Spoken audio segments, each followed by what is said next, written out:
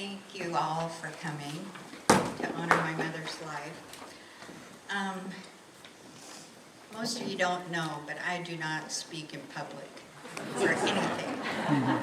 But my mother was adamant that her children do her service. So here I am. I've looked at hints on how to do it comfortably, and I saw a thing that said that you should imagine your audience is naked. Well, I tried that last night with my brother. It didn't work. So I'm just going to have to wing it. And just so everybody knows, I only have two brothers whose names are Butch and Mike. And they're also known as Lee and Lonnie. But most people get confused because that's what I call them, Butch and Mike. My mom was born on January 8th, 1931. Her birth certificate says in Bismarck, North Dakota. But she didn't think so. She thought she was probably born at home, but nobody knows now who's alive anyway. So we have to go with her birth certificate. She's preceded in death by my dad, J. Dean Horton, her parents, Emil and Susan Gross, her brother, Dwayne Gross, her sisters, Arlene Humphrey and Luann Matrokis, and her sister, Helen, who died 1 week exactly before her on February 12th. She's survived by me, her daughter, Vicki, and my husband, Lee Atkinson, her son, Lee and Cindy Horton, son, Lonnie and Helen Horton, her brother, Delmer Gross, her sister, Jareen Matrokis. Her grandchildren are Jason and Kevin Polari, Stacy and Brett Van Hook. Lost my way here.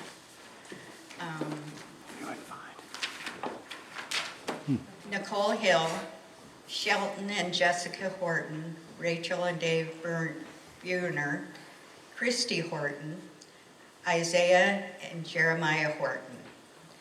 Great-grandchildren are Colton Polari, Aurora, Liv, and Logan Van Hook, Austin, Andrew, and Jessica Hill, Cole, Wesley, Clara, Jack Horton, Jackson and Emery Bruner, and Ray Lee Horton.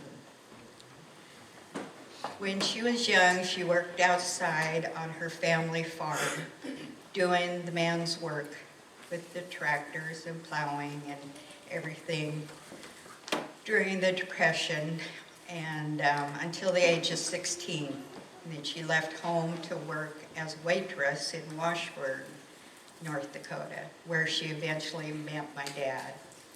They were married in 1950, and I was born the next year.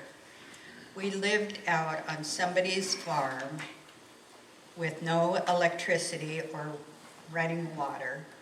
Things were really, really tough, especially in the winter of North Dakota. 2 years later, Butch was born, and the word is that I was not happy. I had been an only child until then, and he kind of took over, so I'll get more to that later. In 1955, we moved to Washington, where the job market was supposedly better. And we ended up in Buckley on a dairy off of Sheets Road. My dad worked out in the sawmill, and my mom ran the dairy. She had 20 cows that she milked by hand twice a day. She did have one milking machine, but she never used it because it was too slow. So I'm not sure how she managed, with 2 little kids and milking twice a day, but we survived. Well, almost. There was one time I told Butch to grab the electric fence, and then he couldn't let go, and she was way down in the field, and he was there screaming. And another time he took off following the family dog and ended up down by the creek, and he was only 3 years old at the time. So apparently that didn't work out, because after a few years we moved to Wenatchee, where my dad was a policeman. And she tried working as a waitress, but Butch and I threw a fit until she quit. After another year, we moved to Wilkeson, where we lived in the Wilkeson projects while they were building their house in Carbonado. This is where Mike was born. The next year we moved to Carbonado, and then some years later, they would build another house in Carbonado, where they stayed for many years. Her favorite time in life came when she became a grandparent. Her grandkids were everything to her and my dad.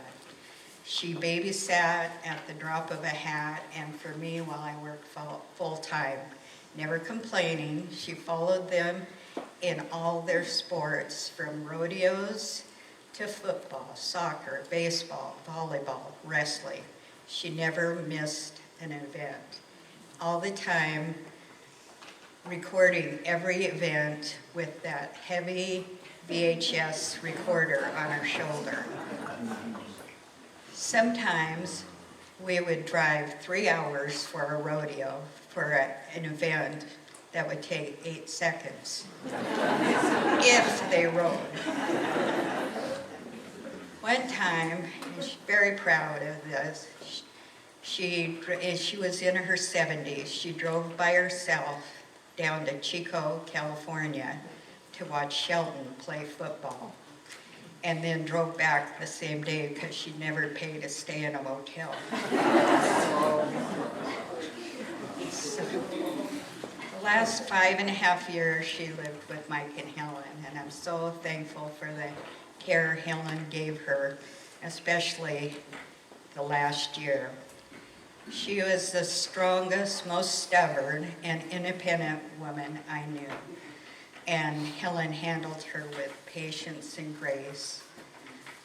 I am so thankful for the Franciscan hospice and the wonderful care she received, so she could have her final wish to stay home until she went home to be with her Savior.